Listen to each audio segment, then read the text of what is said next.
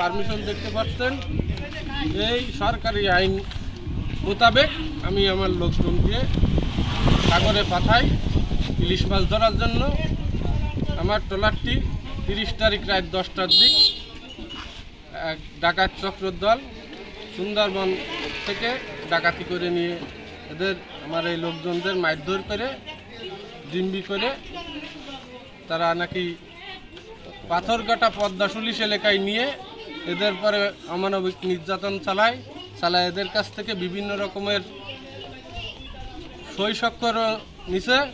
ওই জায়গায় স্থানীয় লোকজন জানাজানি হওয়ার পরে চেয়ারম্যানের কানে যায়, চেয়ারম্যান সাহেব ডাকে নিয়ে এদের কাছ থেকে সাক্ষাৎকার নিয়ে চেয়ারম্যান সাহেব বলিছে যে আমার ট্রলারটিতে 5-6 লাখ টাকার মাছ ছিল এবং ট্রলারটিতে 7 জন লোক ছিল।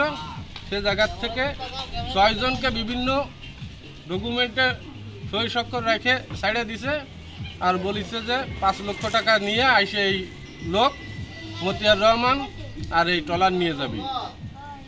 এই অবস্থায় আমি আইন শৃঙ্খলা বাহিনীর কাছে আমি জোর দাবি জানাচ্ছি, আমার ওই লোক এবং আমার ট্রলার কীভাবে উদ্ধার করতে পারি এর জন্য আমি জোর দাবি জানাচ্ছি।